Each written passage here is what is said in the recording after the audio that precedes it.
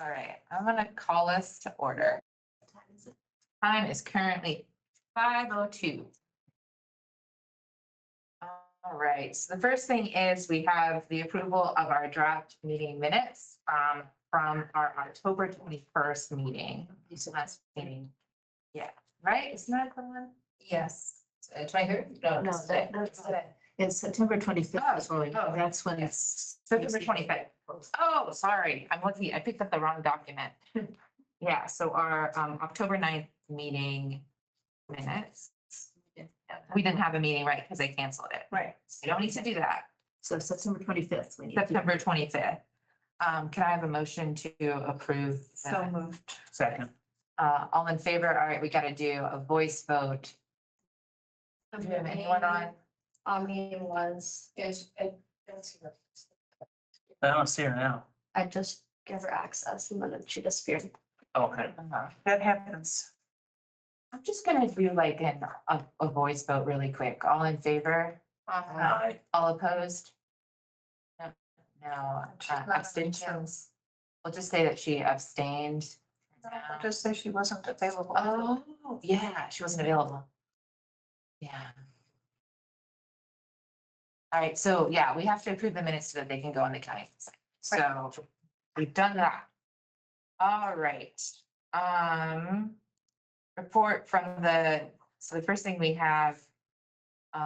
Also for anyone who didn't know, we were supposed to meet 2 weeks ago and I canceled the meeting because we didn't have any Republicans because there was a conference going on and I just felt like better to have bipartisanship, particularly right before an election. So I canceled that meeting. So I'm sorry for anyone that was confused by that. Wanted to say that. Stacy, do you want to give a report from the October 3rd election board meeting? Oh, yes, I forgot. I forgot I won't. It was a very interesting meeting. I had never been to one before, so that was an exciting experience. And so I just gave a very brief update of where we are, that we're working on a document. We're working towards a document. We have 4 options that we are considering. They asked what they were. I gave a very brief summary of what those options were, that we would vote on those. And we would like to bring them to the committee, to the election board for their upper, give us a clue that we're on the right track before we go and do all the rest of the business. So they were happy to do that. They would like to do as much as possible before the end of the year. Okay. And so that is I think they'd like the entire plan by the end of the year. I'm not sure if that's realistic or not, or if we have to wait till January. It's just, there's a lot of stuff we just have to really make sure we've got all because it's a document that goes to the state. It's a legal document, so it's a big deal. And I haven't really gone through it in great detail.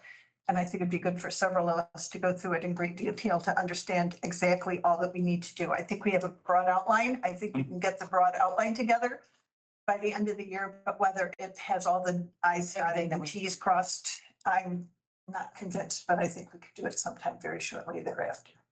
Just because December is a disaster and, and November we're going to have one meeting in November because of Thanksgiving and, so it's, yeah. But We I need think, to have Molly, or I assume Molly would be the attorney that would be looking over this document, right? Have her look over it before we finalize it. I mean, oh my goodness, yes. I think that's a splendid thought. yes. Because it's gonna have to be put in some legal speak, I'm sure. Right, right.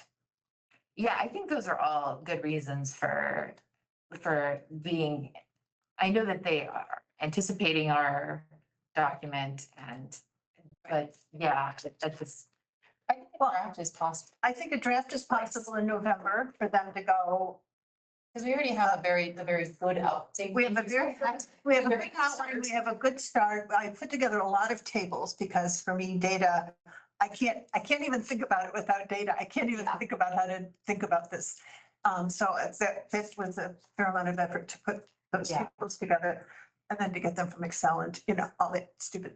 And I'm going to take the next pass at it and look through it and flesh things up and have. Well, I'll add some text about what those tables are and why they're important and sort of the history of where we are. We need a little more data though. So I've kind of veered off of the Oh, yeah, so I think we've done the election report, so I also wanted to, oh, yes, so We can come back to do this, you want to come back? Do you can. want to come back to it? Okay.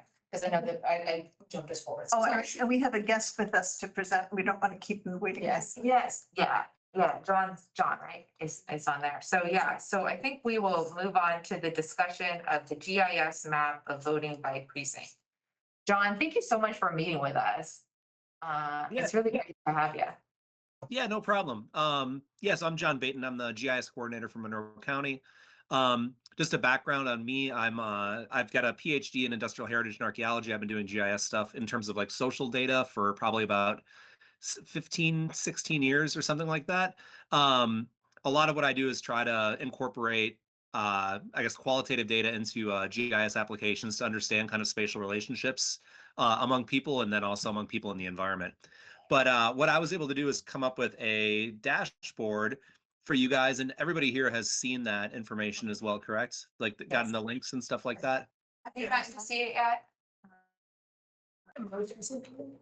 And I'll share my screen too. I'm Yeah, if guessing you want to that just walk us through it really quick, that would It's be the for amazing. sure. Kylie, it's the same when you said we're not getting date. Oh, a different one? It's in a 20.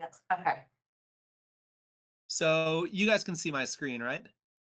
Yes. Yes. All right. It's a little So small, but we'll work on yeah, this is as large as I can get it here. So if it. you No, we guys can and make it bigger on I- our side. okay. And I was gonna say I can send the link again as well. I'll just kind of go over what's going on here. So this is called a splash screen. These are important to have for any type of social data or any type of data in that matter that you're going to be allowing people to analyze what's going on. So this is the splash screen kind of explaining what's going on, as well as some caveats to the data. One of them is that this was entered by me by hand, right? So there's the potential that I had some fat thumbs. I highly, highly doubt it, but I'm just putting it there as kind of a disclaimer that, hey, maybe there could be a number that's wrong here. I'm guessing it's not, but that's kind of the process. I also have a second kind of note here that there was some precincting that went on. And so the data that I'm drawing on here for the maps are going to be the precincts that we have currently. And so in terms of if one of those things, we're drawn a little bit differently from 2016 to 2024, that could be, something to consider. But I'm just going to say, I understand the complexity of this dashboard and go forward. So on the left, you have a map that's showing 2016 data, polling locations and precincts. And then on the right, you have a map showing polling locations and precincts. These are what are called choropleth maps. And what that does is use graduated colors or graduated shapes. So larger shapes, darker colors to represent more kind of quantities in terms of what's going on. And so the circles here are showing locations of polling sites. And then those squares or the polygons are showing precincts. These two maps are attached to one another, or the spatial extent is attached. So as we click on a polling location, and that's what we have here in this tab, or this tabular data on the left here is polling stations for 2016. And on the right, we also have polling stations for 2020. So I'm just going to click on Sherwood Oaks Christian Church because I know that was a polling site for both years. I'll click on this, and what it's going to do, oh, sorry, I'm using a laptop as well, and I don't have a mouse, and so I right-clicked there by accident. So, okay, we will click on Sherwood Oaks, and it's going to zoom into the Sherwood Oaks Christian Church. And what you're going to do is get some information. You can see that what it's showing here on the bottom right, this little indicator is showing the total votes cast at the current map extent in 2016, as well as the total votes cast at that polling site. These are generally going to be roughly the same, but sometimes you might get some discrepancies there. So you can see at Sherwood Oaks Christian Church in 2016, we had 2427 votes coming from 3 different precincts. And then in 2020, if we click on the same data set, well, I guess it's not same data set, same polling location, we'll see that during the 2020 general, we had 2,688 votes cast from the same 3 precincts. We can click out of this and it'll go back to the main kind of view of the map. And you can essentially search by precinct as well. So I'll search by, let's go down to Perry 13, which is, in my opinion, the best precinct in all of Bloomington. Solely because I live there. And so you can see Perry 13 here had, and now this is coming off of 2016 data. Perry 13, we had, this is just getting into kind of that voter registration information, if you guys are interested in that as well, and turnout. So we had 58.1 in 2016, and then in 2020, we had a turnout that was a little bit higher, 69%. So we have kind of two different data sets going on here, but we have polling sites and precincts, and both of these are going to be showing you the total votes cast at those locations. Okay, question for you there. Is Yeah, that for the sure. total amount cast on election day or by election day? So does that include the people? So if you voted, for example, early voting, would you show up as part of that turnout data in that number? Like, is it the total amount by election day, or is it the total amount who voted on election day? I believe these are all on election day. Let me hit refresh here, and I have the data that I was utilizing.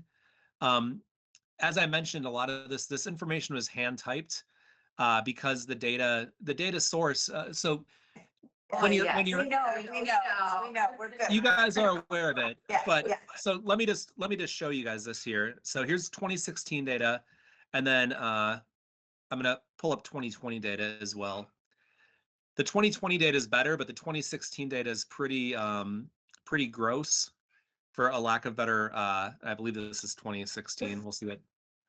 Sorry, and again, I'm on my laptop for work that I don't utilize that often. We'll see if this actually shows up here. I don't know why. It's like downloading these. Okay, so this is 2020 information. And again, this would be at precinct results, going off of, let's just see here, Bloomington 1. Oh, Yeah, because man. you're looking at Perry 13, weren't we? Or Perry 13? Correct. Yeah, and we can look at Bloomington 1 if we wanted to. Again, it's one of those Okay, so you're challenges. pulling from this the total amount. So that's both election day and early, okay. So this is One's election day. Yeah, let's check it out. So this is Bloomington 1, straight party. And it looks like 234 is what we have going on there. So let's just see what happens here.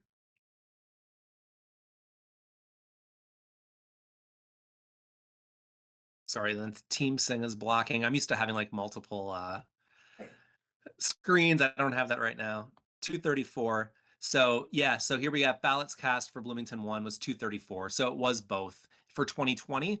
Now for 2016, if I can find that, the 2016 data, I think you guys are familiar with.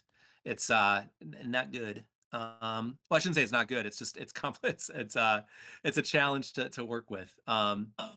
Sorry here. This is what I was working with for 2016. I know. And so for this, I was doing number of ballots. I'm assuming that this is going to be, it says total voters on the top. So I'm guessing that this is including both. Again, you know, if it was early voting, that polling site would be showing up as, I guess for 2016, it would have been election, basically the voter reg building. For 2020, I think it was election central then, if I'm remembering right, for early voting. So Yeah.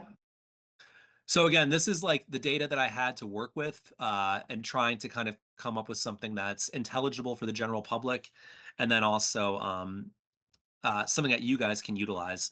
I'll also note that the data for both 2016 and 2020 are classified. And what I do is I classify data using what's called natural breaks. And so this means that these graduated symbols are going to be showing a same size, but the values might be different. But those values are going to be grouped based on kind of the way that these numbers are distributed naturally across the spectrum.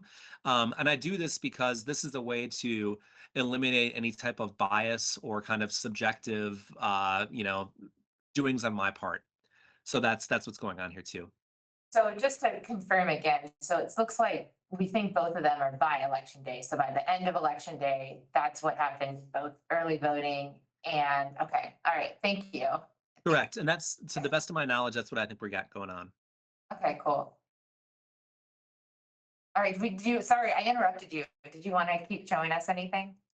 No, I mean, I can like, basically you're going to get different data that's going to tabulate. I said that the current map extent is going to show the total votes cast. And so as we zoom in on a map, you can see kind of these things are going to change for each of the maps. It's just kind of a cool way to display data. That's basically it. You guys, I'm guessing, have looked at this. I can answer any questions you have about it or functionality and things of that nature as well. Yeah, and I just want to confirm that it's really cool. Thank you. I really like it. Like, Yeah. I mean, it's really neat. And thanks for doing all the data entry, because I was able to scrape the data and use it for tables for our documents. So it was super helpful. So thank you very much. Yeah, and I'll just say that, like, anytime anybody in audience here, anybody that's watching on Cats in the future has a data analysis question, has a data visualization question, anything like that, I make myself available all the time. My goal in my position is to produce data transparency to everybody in Monroe County, and also just to do what I consider to be cool things. And so that's kind of a goal of myself and the GIS division. I think there might be a point in time where we want to get some fixed maps to go in a document showing distance from, I don't know quite what, I have a picture in my head, but I can't quite articulate it yet. But I think that we might want to know some distances for locations of, distance between polling areas and things, and that would be helpful. Sure. Perfect. So we'll be in contact in a while, though. One question I have is, it looks like, I want to say that's Clear Creek Township in the Yeah. bottom quarter. There's no data for 2020. Are you talking about right here? No, the complete other side of the county. Oh, sorry, southwest. Yeah, Let's 20, see here. yeah. You see, 2016 has something, there's a pretty, Oh, that's a polling site. Are you talking about the little orange? Right, spot? orange, yeah. Yeah. Yeah, that means there wasn't a polling site there. Well, there is. There was. Oh, but there is, yeah, there is. You just have to really zoom in. Okay, I couldn't It's see. very small. Are we right? talking I about see it down now. here in Indian Creek? Yeah, Yes, yeah, there's like a real difference. It looks like in And turnout. there is one township that does not have a polling place that polls with Bloomington. And I noted it. but probably Salt Creek.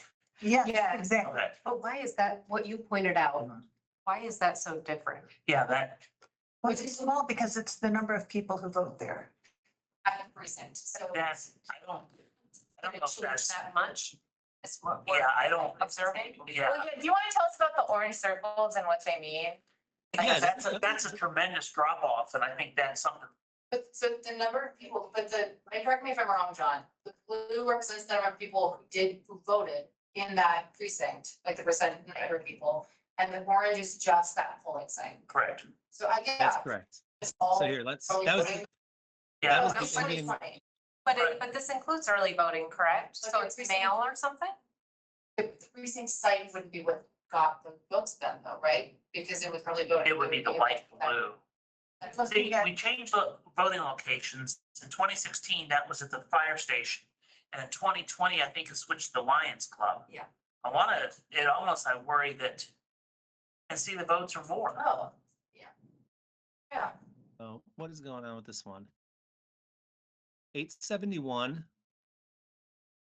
So this is at the very tail end of how this data fell in to this classification scheme.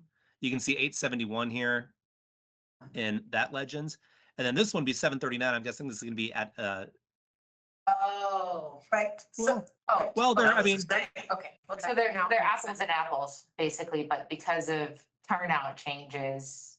But it looks like though, they're still within the same range for the circle size. they sure do. And so I can Huh. look into this. Was that William Ellis?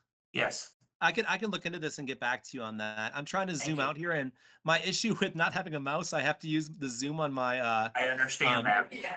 on the mouse pad, and I'm it's getting kind of a little bit wonky here. But no, that's So a great point. the data looks good, though. So So the the data, underlying yeah, data. the data's good. I mean, I'm glad we got it, because I wouldn't have known right offhand. The overall, what concerns me just from what was flashed, did moving polling places cause a sharp drop in voters? Right. For sure. But it, It didn't. right, so- that's what I worried, just, Is there a way to have the circles, the ranges for the circles be the same between 2016 and 2020? So that when we look at the circles between the two, we are comparing them 1 to 1. Does that make sense? Yeah, I mean, the circles don't need to be, they can just all be the same size. If that, is that something you guys would want? No, I No, think no. I just want them to be a similar. The scale, we just need the scale the same. Yes, there's That's- only like, we're only utilizing what, like 3 sizes of circles or as part of this or something? Yeah, so essentially, if It makes a big difference. If the large circle could be 3,000 to 4,000 for both of them. In the range, yeah, Yeah, that's instead of each year. different. This is the issue here too. Sorry, it took me a second to understand what's going on. I'll answer. Absolutely, I'll answer your question in 1 second too. So here's the Indian Creek Fire Station. All right, so this one here has. Come on, I clicked on you. Okay, had 739 votes. So we look at the legend here. 739 falls into this kind of larger gradient. Right. Now, what I wasn't paying attention to here before, Indian Creek Fire, or this is now same polling station. Oh, The it's lines. okay, yeah, 871, different location, 871. Now, the issue here, which kind of sucks, is that 871 is on the tail end of this very little tiny dot. So if it was 872, if it was one more voter there, so we got to get more votes Okay. coming out of the Indian Creek precinct, the circles would have been the same. So So visual, in reality, it's not as big of a jump or Not at big all. a difference. Correct. Yeah. The visualization is Yes. being misleading. I think for our purposes, I don't know if we want to have them spend much more time on that, do we? I mean, just from the circles, if it's a hard fix. Yeah, I think that if it's useful to, if we're hoping to use these visualizations to show what has shifted, then I do think that it's probably important for us to be able to compare them 1 to 1. But if we're not gonna be using this specific Right. metric, then maybe not. I guess it also comes back to Stacy and I'm sorry, everyone, I was late. I was listening in on the phone while I was walking over here. But so I heard the earlier part. Is what you're doing, would it correct for what we're talking about, or your point, Danielle, do we need to? I think at some point we For need a this to be fixed correct. map to go in a document as opposed to the dynamic, which is really helpful. It's super helpful. So please, thank you so much for doing it. But I think for our document, we're going to need a fixed map. And then we'll have to figure out exactly what that is. And I think all of this data is perfect and we can just fuss a little bit with it when we need to, when we know exactly what we want. So for this, it's probably not worth it to do a fix for it. I And don't then think so. when if we're looking at that specific type of comparison and wanting to have that visualization, that's when we can have that conversation about. I think so. it. Yeah, but in the context of our work in general, John, I mean, one of the things we are talking about doing is not completely taking all the individual precinct locations, but eliminating several locations as part of moving to vote centers. And so this is, I think, something that we would, I'm assuming would be helpful to us in making that decision of. And that's why I flagged, because that was a change. And the same with the one in Ellettsville. Yes. We used to have that location changed too. So, I mean, I understand now, but I mean, just first glance, I was like, okay, did moving it cause a drop in? Yeah, this is to say that it's still useful in our decision. Yes, making. absolutely. In that, like, yeah, I also have Indian Creek on my list of like, oh, maybe what's going on there, because it is something visually you can see a difference. Yeah, I teach a class that is called lies, damn lies, statistics and visualization. And how you, yeah, so I'll just say that it's very. That class. Let's give there's a classic bit of literature in geography, and it's called Lying with Maps. And Yes. I did some other mapping of election data from the 2024 primary. And there's this bright, and I did it by a ratio of Republican to Democrat votes. And it's very typical. What you see is lots of Democrat votes in the kind of areas around Bloomington, and then it gets more red as you move out to the kind of rural parts of the county. However, there's one red, kind of blatantly red island in Bloomington, and it's right on IU's campus. And it's, I think, the Bloomington 1 precinct is what it is. And the reason for that is because out of the like 1,200 people that could have voted it for the 2024 primary, out of that precinct, 3 people voted, and 2 of them voted for Nikki Haley. And so it's this like, well, that's clearly not accurate, Yeah. you know, like, but the map shows it that way, you know? And so the thing that we could do with this, with the circles, is we could easily massage this data to make it more representative of what's actually happening. The issue with that is you're starting to kind of mess with, I don't want to say you're messing with statistics, but you're bringing human elements into it. So It's just something to consider. Yeah, I guess like another thing that would be helpful to us in decision making, at least for me, I can say, is seeing if there are any demographic differences by precinct in how people, whether people choose to early vote or choose to vote on election day. Sure. I don't know if that would change that much of what we're talking about, but I mean, just to say, like, are there demographic differences? Not demographic, but like geographic, thank you. Geographic differences Okay. in decisions that are being made. I don't know if we can get that sort of information, but maybe there's some, I don't know. I just wanted to throw that out there, that might affect. I'm kind of looking around the room, would that affect the way that we put locations if we knew that voters in certain areas of the county were more likely to vote on election day than other areas? Like, as we walked in, we were talking about how apparently a lot of people in Ellettsville do choose to early vote because they often work elsewhere than Ellettsville. And so they often choose to vote early. Not to say we wouldn't do a location in Ellettsville on election day, but if there were other factors that would affect us, yes or no? I don't know. You're doing a bunch of searching and I'm fascinated. I want to know where we're going. Well, you mentioned demographic, and I'm not sure if this is exactly, and then I think it changed, but I will note that we do have 2020 demographic data. We have a viewer that I've sweet. created for this. And so you can basically type in an address here. I'm just going to pick on myself, and it should populate there. So that's going to zoom in on my. Yeah, I think I really meant geographic, but that's also useful. I mean, we could And look so, at different. Yeah, this is giving you information about your census blocks. And then we also have, this is part of our website. So this is a census block thing giving you information about census block 1001. Census blocks are smaller geographic areas than census tracts. This is coming from the 2020 census, which was a maligned census for a number of reasons. It being during COVID, and also there being questions that were geared for people not to respond. This is part of the social vulnerability index. This is something also we have on our website. You can search by address in this as well. What the social vulnerability index does is gauges communities' vulnerability to a catastrophe. If you're at a 1, it means you're basically going to die. If it rains, if you're at a 0, you're pretty good. But as you get into some of these areas in Bloomington, you can start seeing higher kind of SVIs for these areas. And we have demographic data here too. So for this area. So again, this is That's really demographic. useful. Right. Sorry. That's super useful. And that's on the county website? Yeah, and I can send along all these links after the fact. Yes, please. Yeah.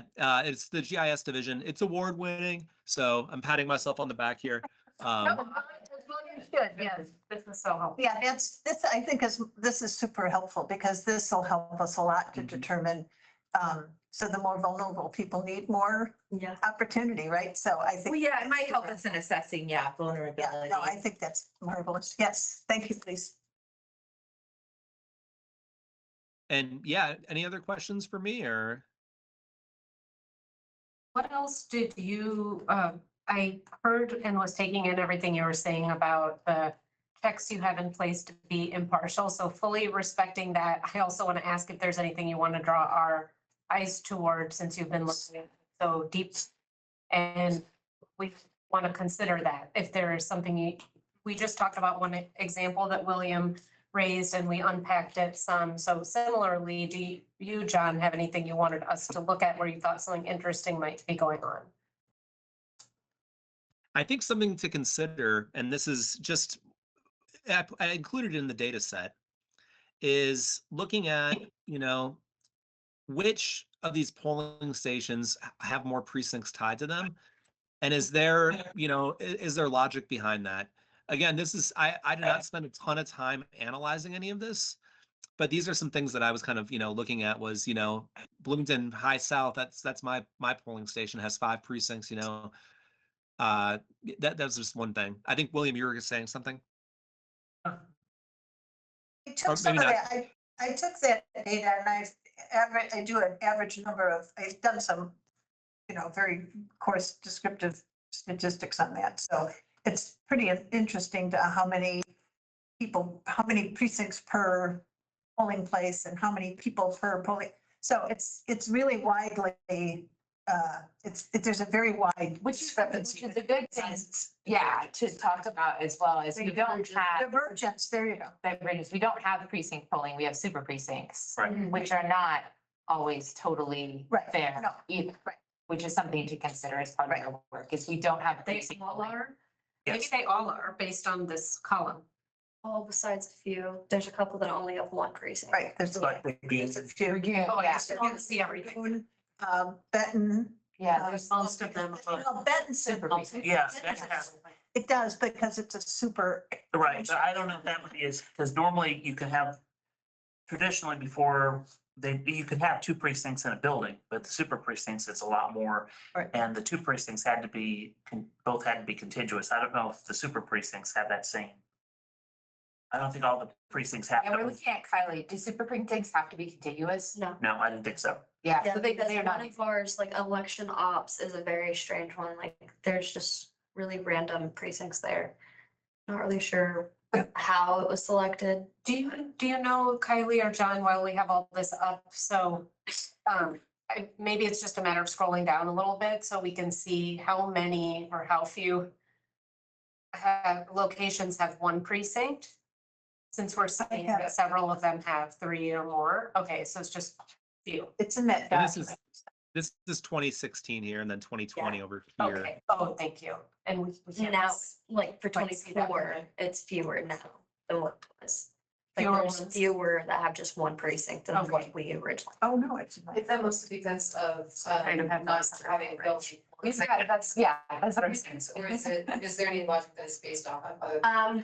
I want to say both 2016 and not 2020, 2016, we had more polling sites than what we have this year. Yeah. But 2020, there was fewer poll sites. Yeah, that's just a reduction in the number of people that are willing to be full sites. Correct. Ones that are, yeah, we'll do it again, or ones that are like, no, we're not doing this again. So something that this data would actually be really helpful for us to determine is if that impacted turnout in specific precincts. So in 2020, 1, 2, 3, 4, 5, 6 polling places had one precinct. Out of 20, how many? Out of 20. 29. Speculating, I'm not saying let's start over from what we're discussed, but is there, do we recall, is there a possibility of a hybrid version, keeping precincts the way they are, but having one location during election day that's a vote center? Like if you kept, there's an example, I'm just throwing the Napa building open as a vote center, anybody can vote there if they want it. But then the other precincts, if they go to St. John's and Ellettsville or Burgoon, that would just be for them. And this was asked during one of our listening sessions. And the general feeling of the room with a lot of nods was all one or the other to eliminate confusion. Okay, that makes sense. I think it would be helpful to. I don't know if it's Under, possible. like, I've been wondering, and I don't know if Molly is on for this, maybe for a different time in the agenda or different meeting, but I am wondering what leeway counties have under the possibility of county ordinances to, if going a vote center model, but build in some safeguards or unique I tailoring. can tell you what the election board has told me. No. That there's anything that the election board, they can't mandate it. State law is superior to anything passed by the county. And state law just says it has to be within 10,000 people or whatever. So I even, again, used the extreme example in Monroe County that every precinct could be on campus. And they said, yeah, that would comply with the law. And there's nothing anybody could do with it. Well, I am interested in, yes, just delving deeper into that. It can be another time. But it's really helpful to hear the research you already, the information you already got, the reaction you already got to that. But there are hybrid models in other places, but I hear what you all are saying about Indiana and what is our reality of the legal landscape, but in other places, there is a way to communicate it. Is it important to communicate it very carefully and effectively and strongly? Absolutely, so that we don't confuse people, but there are other places that have that sort of hybrid. All right, do we have any other questions for John? This is really helpful. Yeah. Thank you, Jen. We're sending all the happy vibes to you. We Cool. love it. I will, oh, sorry. No, just talk, just singing your praises over here. Yes. Okay, huzzah! I will take those. One last thing I'll show here too, and this is something that it's just kind of a great project that I've been getting data from Kylie for the early votes, and this is one last thing I wanted to show, and this is just the early vote totals for 2024. We have 13,153 as of, I guess, yesterday, but we're also seeing this is a comparative of 2024 to 2020 and 2016 at a day basis. And so we are Okay. doing better this year than we have done in the past. So people are staying engaged and things of that nature. So it's a good day to be an informed citizen. That's great. Thanks. Yeah, I'm gonna get back to my 2-year-old and 6-year-old before they burn down the house. So yeah, if you guys have any other questions, feel free to email me or get in touch. I'm more than happy to help. Hasta luego. See you later. Thank you. We are at 14,516 current. My books were down. So do we have the early voting numbers for 2016 and 2020? So we know, and do we have it by precinct? No. No, just general. Yep. Okay. So if you could email me that, I'll stick it in the document. For this election, is it being saved per, because soon enough we'll have another data. set. That's right. Is it being saved to parse out early voting and election day voting? for It precincts? always is, like, all of them are, it's separated by election day and early voting. And All by of our precinct. reports are. By, yes, by precinct. That would be super fantastic. But the early voting ones are not. They're not separated by a precinct. But the report that you get on the day On election of day votes is separated. will be separated by, this is how many people, this is Perry one. Yep. This is how many people voted early. This is how many people voted on election day. This is the total amount. And then if it's a contested election, how they voted. Thank you. Fantastic. So, well, we can get that data and we can incorporate it in for 2024. So that's even better. I also want to bring in, I don't know if anyone included you, Stacy, but we did reach a snag in our creation of a subcommittee. I do know that. Okay. I do know so that. Just so everyone else is on the same page. Okay, so we wanted to have a collaborative Google Doc, just so everyone's on the same page. We wanted to have a collaborative Google Doc where a group of members of the committee could work on the collaborative Google Doc together. And Molly told us that we could have a group of people do that, as long as they didn't represent a quorum of the committee. Because if we reach a quorum, then we're meeting outside of our Right. meeting time. And so I was feeling very productive and I'm like, well, all right, let's designate a subcommittee to do that. And that was the wrong thing to do. It's then the rules apply to the subcommittee. And apparently We have we to were have just, open meetings in a public Gotcha. place, 2 days notice, make it, and everything linked on Teams so anybody can join. Which is yes, so it's the same difficult rules. to manage, which is just want to have a working group. Like abolish the. I think, yes, can I move to abolish the committee? We could just do it for the minutes in terms of it. Yeah, so like we have a movement to abolish the committee by Stacy. Second. All right, second by William. We don't have any members currently on Zoom, so I guess we can do it by voice vote in this case. All in favor, say aye. Aye. All opposed? Abstain? Okay, motion carries. So we're going to just make a little assignment for 3 or 4 people to, And we'll we'll pass it. Yeah, I don't know if we should have formal action on any of this. Right, that's right. Yeah, it's just, yeah. So we're yeah, just gonna- motion is- We're just gonna get together. Thank you for all your work on it. Yeah, okay, yeah, all right. All right, I don't anyway, want the glad we figured that out. Getting away with good. Yep. Exactly. Yep. Man. And just the managing of it with It's everybody way working, it is. doing stuff. Yeah, Yeah. and we're all working in good faith, right? No, Yes. we're not hiding Well, it'd be anything. done. We wanted- I want to get it done. Yes. Before I go to Hawaii, it's gonna be this. That said, I did want to open up the possibility of, for like our next meeting. Yeah. That's- Since we are trying to work through things, of meeting for a little bit longer for our, well, you won't be here for our next meeting, right? Well, November 13th. So can we plan to meet for 2 hours then? Just because we're gonna lose, I'm gonna be gone for, yeah, for a little bit. Are people okay with that meeting from 6 to 8? Trying, 6 to 8. oh, sorry, 5 to 8, five to 7. yeah, well, I think we could just keep it open to being open till then, but not necessarily making it to be.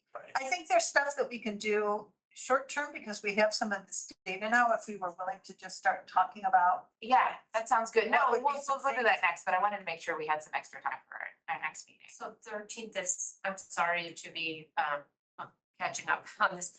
13th is the last day for a while that you have available. Yeah, well, I'll just miss the next meeting. And we probably won't even have the next meeting, right? Because We won't have the next meeting, so we're just gonna have a long meeting, because the next meeting is Thanksgiving, the day before Thanksgiving. Right. And so the way that our next couple of meetings are, on the 12th, we're meeting with the NAACP as a listening session. Right. On the 13th, we're gonna meet from 5 to now 7 to try and work a little bit more on our draft. Then we won't meet again until, I'm gonna give this to me because I wrote this down. We would meet again on the 11th. The date after we're supposed to meet is the 25th. So obviously, we're not gonna meet then. So maybe do you want to plan to have another 2-hour meeting? Are people okay with having some longer? I like to be really upfront with how long a meeting is going Can to take. we start at 4? Is that too early for anybody? Okay, that's fine. Well, and I think it depends on how much we can get done and how much we can agree to. So I that think sounds if we good. can get a good thing, I mean, I think it'd be interesting if people would take a look at some of this data. So we've got it on the interactive map. If it's easier for you to do it that way, do it that way. Otherwise, look at it on these tables. So I sent a document out with, it's got it as tables and the raw data that I compilated in lots of other ways. So there's lots of different ways you can look at the data. And just start thinking about if there are any polling places you think that could be eliminated and why you would do that. I would strongly suggest that we always have at least one polling place in or very, very close to the edge of a township, right? That we don't not have any in a specific township because it's, we have political townships, so some of them are bigger than 36 square miles.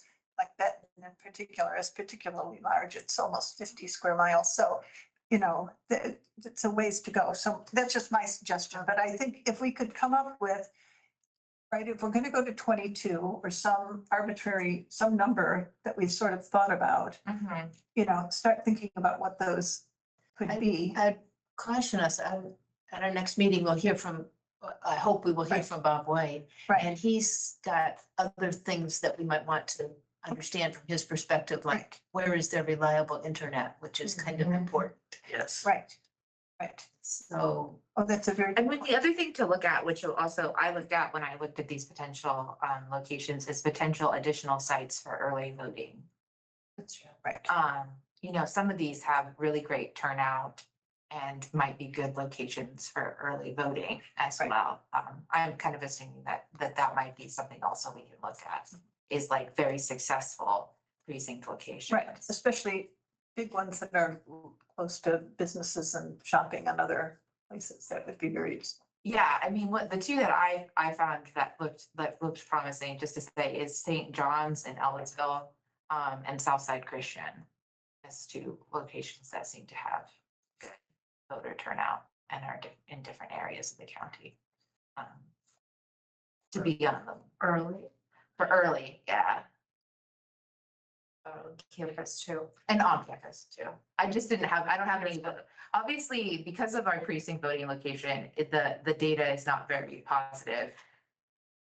And because of the dates, probably too, right? Well, yeah, because If part of what we were learning was about May. yeah, because the precinct, so only a couple of precincts, not all of the campuses, not all students vote at the student center. They disperse to lots of different locations. So the voting location on campus is not an on-campus voting location. It has to be very specific people on campus and which you guys all know. So that's why I wasn't really considering that to be based on the data. We got a really good location, but we have other data that tells us otherwise. Okay. Anyway, I was just throwing those out as locations that had strong. Right. Anyway, okay. Do we want to talk, does anyone have any feedback for the document? Did we want to do that next?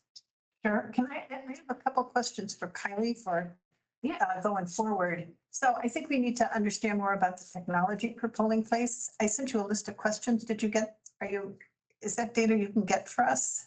That would be Bob. Okay. Do we have, could you send me his email or do I have it?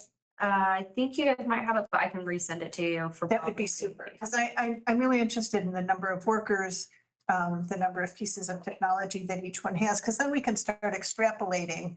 If we need 8 printers or 4,000, how many would we need at 2, right? Yes. We just need to be able to extrapolate that kind of stuff, and having those numbers would be helpful. And I'm sure somebody has a list. I know someone has a list. Bob White creates the list of how much equipment goes to each location Great. because Bob his team is the one that designates all the equipment to each training voting location. Great. And would he have workers? Do we know how many workers at each precinct? I think he sent one to each location. So each precinct has somebody. Clerks and, Oh, our clerks, yeah, we're the ones that do that. okay. And it depends on the size of the location and Right. how much turnout there is. Do you have a list like for each, for our 20? I have it for 2024 for the general election. Okay, I'll take that. Okay, that'll be what it will look like for a larger election. Right. And that's all we're doing is president, right? We're just thinking. Doing midterms. No, Oh, well, we don't have midterm data. We have Yeah, presidential yeah, data. right, yeah, we got it. So that's what we're doing. And those are the biggest, so we might as well just go with the max and then figure out from there. So, Yeah, I'll send that over to so that would be super. Yeah. Because then that just helps.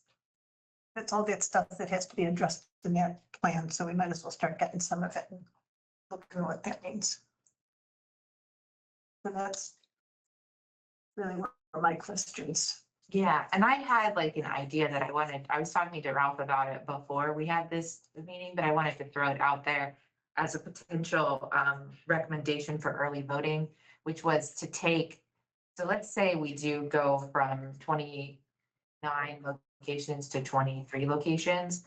So we imagine that that is essentially, we're eliminating 72 hours of voting time.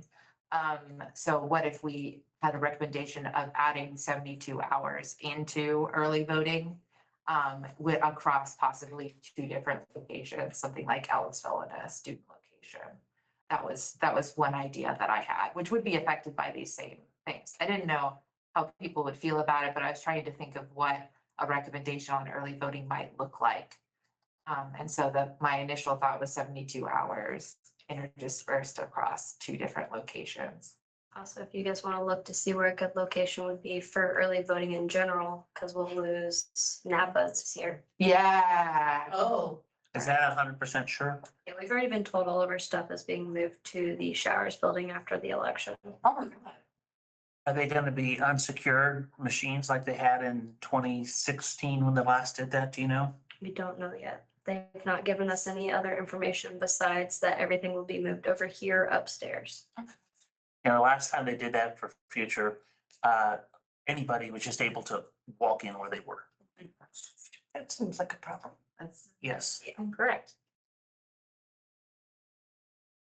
Anyway, but any other ideas on like the 72 hour? Because I was trying, so what I have with me too, is I made a version of motion of the 4 different ideas that we have.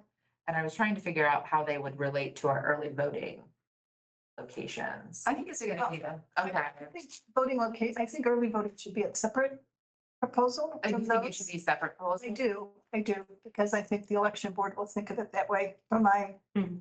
very limited experience. I think with so. them. It's Talking to never- well, we figured out after some checking and back and forth that it's in our original scope of work. Right. And I agree with it being related in that way in terms of the additional access that would need to be Right, put in. but I think regardless, people were very interested in having additional early voting, That's whether or not we increased or decreased or went to voting centers. They really wanted more early voting regardless. So I think regardless of we might want to have more early voting centers if we have fewer precincts, but And specifically, they wanted more offsite. We all agree they Right. wanted more offsite.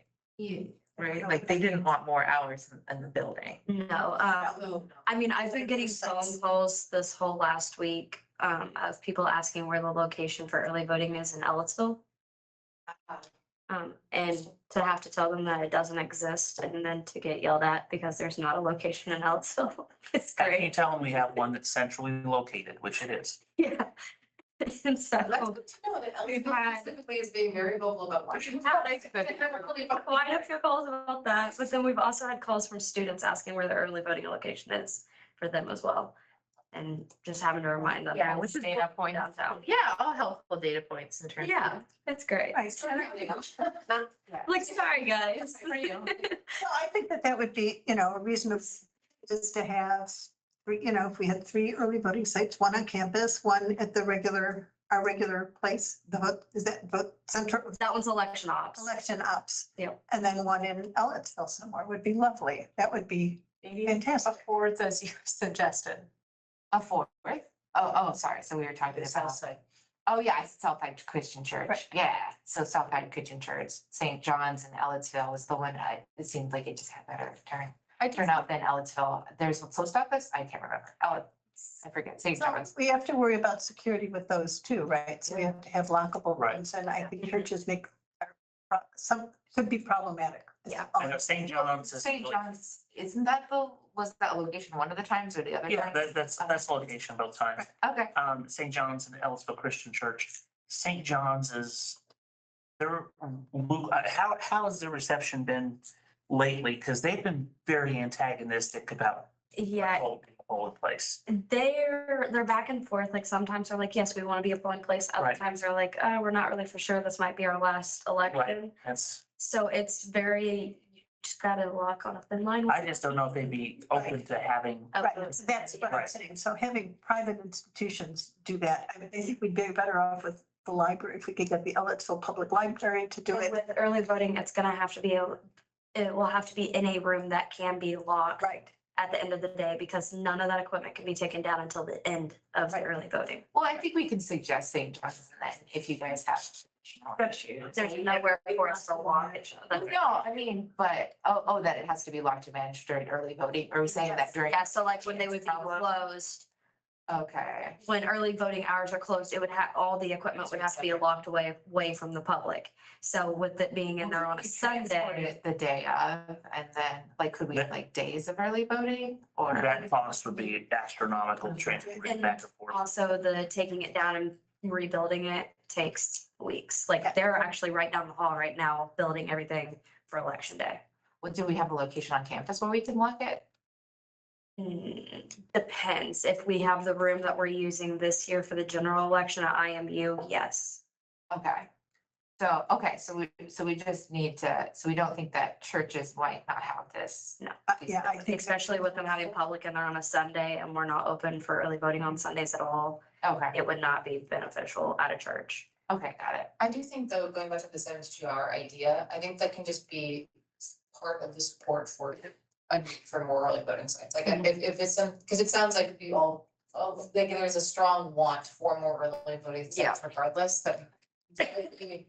Well, we'll talk about it more, but if that is the recommendation that we make, then saying in that also that like, not only is it something everyone wants, it also would help alleviate this. I think that is still a good parallel to draw in the document.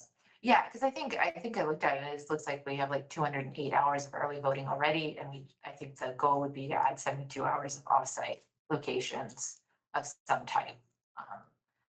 Yeah, like we said, like if we could get 4 locations, if we can get 2 locations, I think we wouldn't want to have just one location, because once again, I don't think we want to. Well, one, we don't have to choose, but also like it feels as if we're encouraging one group of voters since they have their own special. Yeah, exactly. In terms of it. Yeah, and I know we're nearly out of time, but I did write out like a version of what might go into the thing of like what might be our 4 options. Why don't you just email it to me? Yeah, you can put it in the doc if you want to, but, I don't know. I would like, Yeah, we I can mean, vote on them. It's just what we did, right? So but this is actually in the doc we currently have. Oh, yeah, we have it, yeah, well, yeah. I think I was trying to put some additional language on it, Okay, like this analysis. Oh, this is the minutes, that's why. Oh, sorry. Okay. Yeah.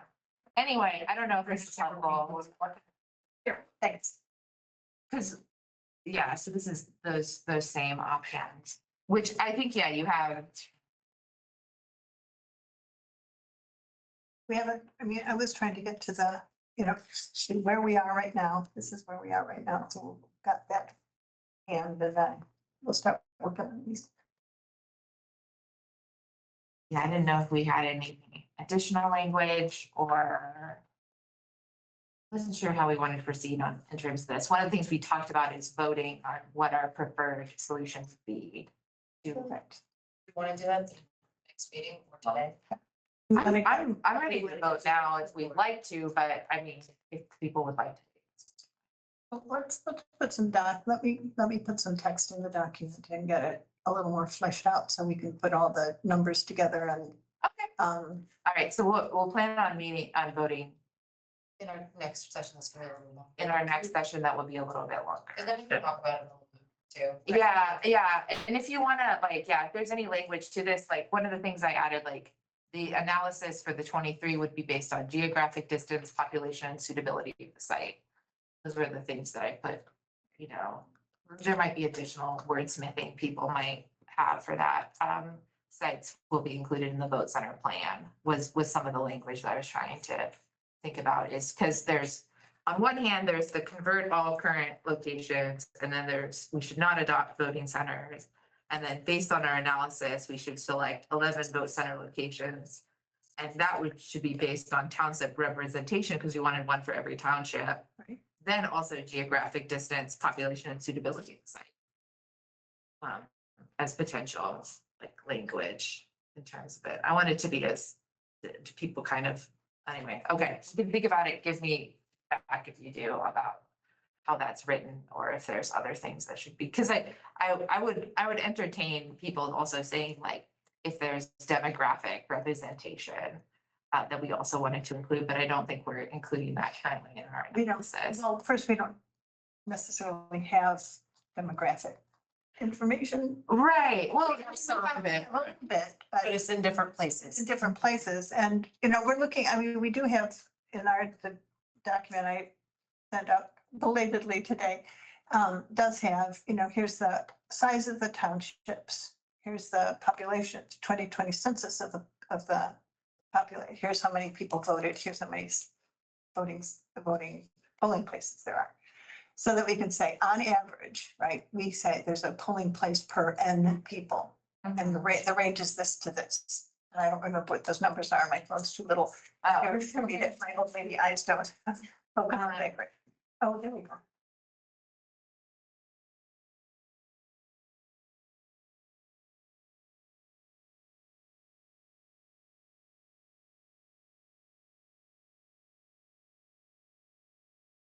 I've learned all about townships. So if you ever want to know anything about townships, let me know.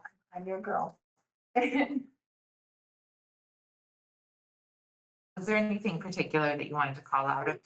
Really, when I was really just trying to think of this, people starting to think about there were places you wanted to cut, right? What would those, what would those be? Is where I'm really starting to think about things. And if we go to 11, what does that looks like a disaster. If we go to 11. Yeah, no. But just getting all that data together, right? So just knowing how many people vote in this. If we're gonna have one in Bloomington Township, we should know exactly how many people are voting and how many machines we would need, which would then say how much space we would need and what kind of site we would need and those kinds of things. So it just, right, so all the, I will say Burgoon's gonna be a trick because that's the only real location out there. right, And Bob has said that he's questionable if we can fit any more equipment in there. got it. So, Well, I don't know that we need more in Burgoon because it's only, well, we don't have any Oh. devices over there as it is. got it. So, Yeah, I mean, I think there's a possibility that we may recommend the elimination of the Burgoon, which would mean that we wouldn't have one in that township. Right, that's Polk Township. I will tell you that that's a long, I mean, it's a 20-minute drive yeah, Right, to the east side. I mean, so you're talking quite a bit Yeah. of drive for those people. yeah. Yeah, but if we can't get the technology into the building. It would have to be finding another Is location. it the only location that's available, this is the question. I believe so. Paul is very limited to, Yeah. It's very teeny. Because it's Right. Bergen Church. right, The other thing I was thinking about is like, for example, Tri North. Tri North is very close to like the Crestmont neighborhood. And so if we eliminated the Crestmont neighborhood, the one nearest to the Crestmont neighborhood, we'd have to think about where another location would be, just because if we're thinking about going back to the demographics question of like, Geographic or demographic? the demographic. The social The vulnerability. social vulnerability index, right? Like, so we're thinking about areas of town where there's a larger amount of African-American folks of lower economic status. So I didn't know if we wanted to include that as part of our analysis, which we don't, you're right, we don't really have good data for it, but I was thinking about our upcoming meeting with the NAACP. right. And wanted to make sure that we had thought through, like, for example, spoiler, I looked at those and Tri North is one of those locations that doesn't have very many traditionally compared to other locations nearby. So we'd have to have an idea of other locations that, Doesn't have very many what? oh, it just has lower turnout in those precincts, the precincts that historically have voted at that site.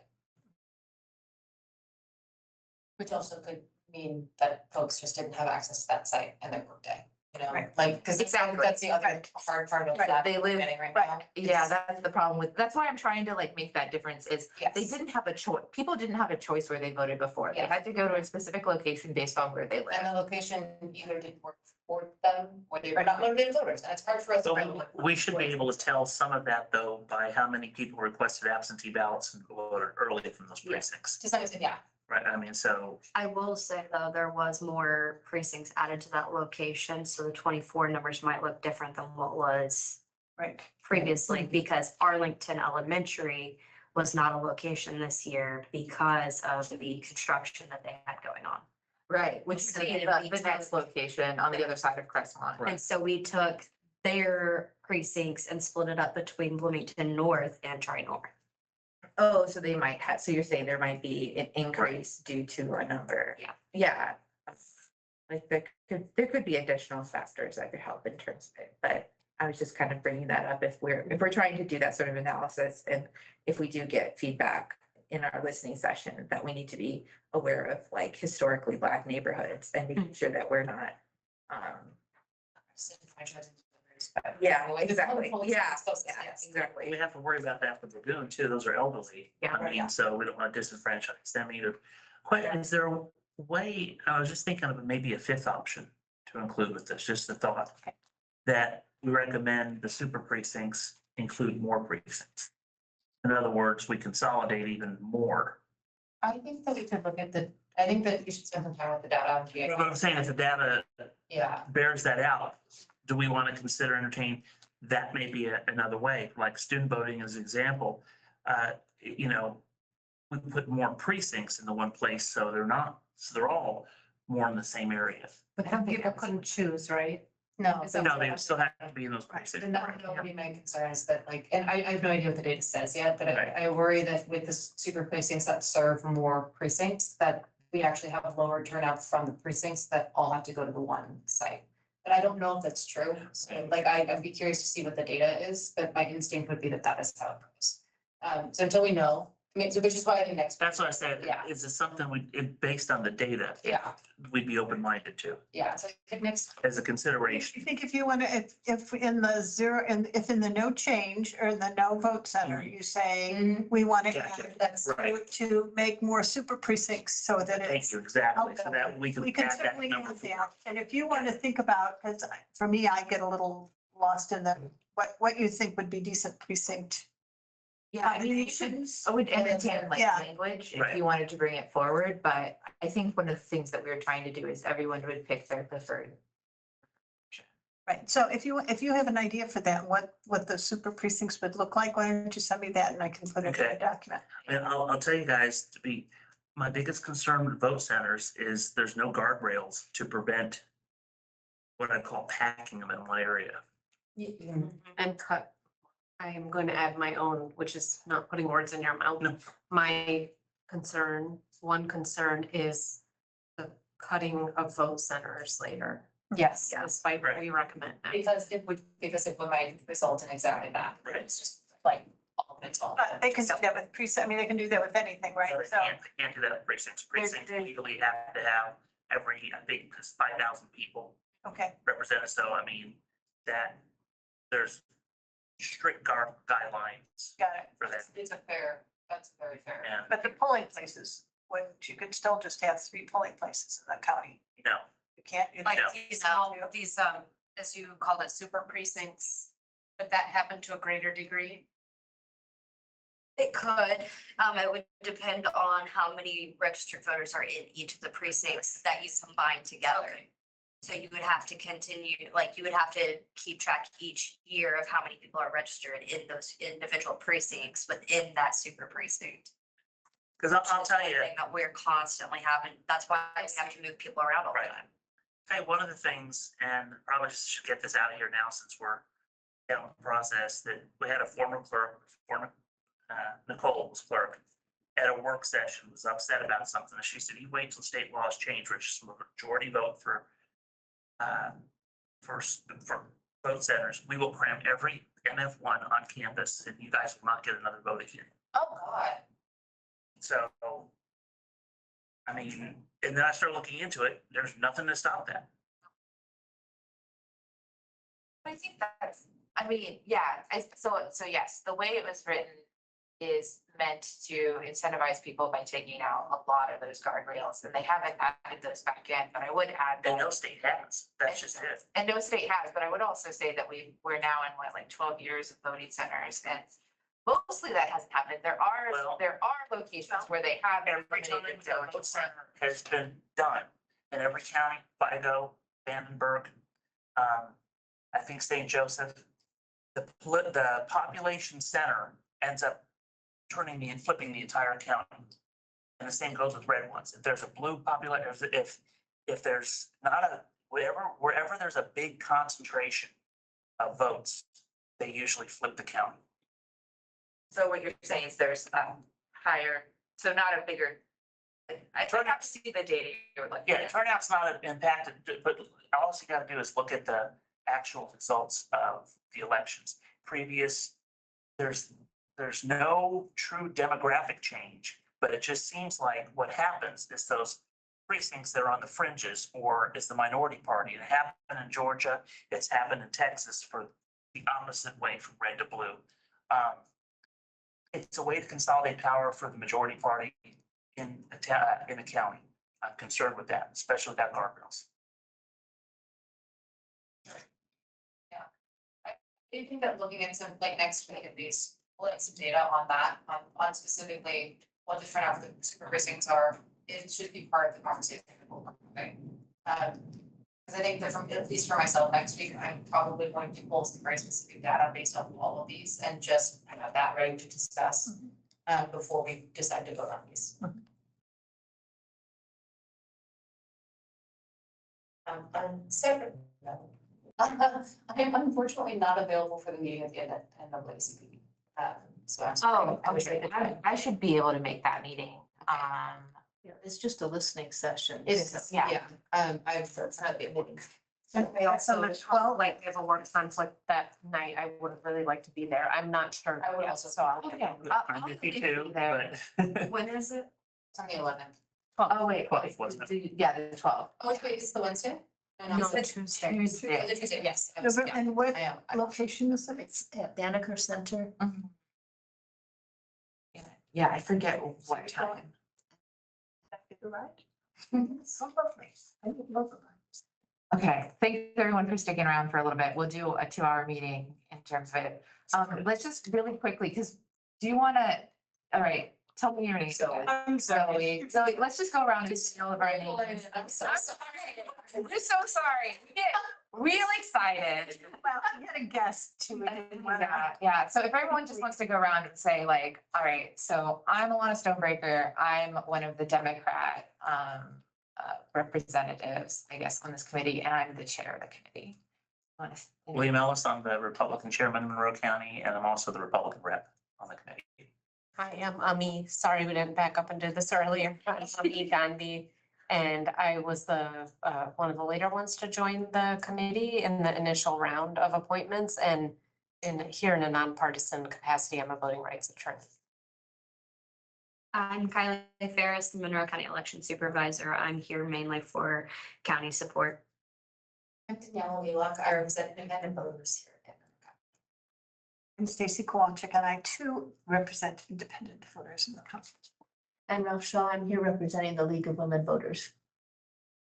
Well, it's great to have you. We'll see you next time. This is what we're gonna do a vote on what we prefer, these sorts of things. It's okay if you want to abstain at that vote, but if you need any additional information to get caught up, we can meet and discuss if you want. I have one question about the teams. Is there any way I could be added to that or? Yeah, yeah, Okay. that'll be an I IP think thing. there's any more like information in there that might be useful. Yeah, there's some information in there. Yes, so we'll all review it, and so I will entertain a motion to adjourn. I'll second. All right, we are adjourned. Sorry.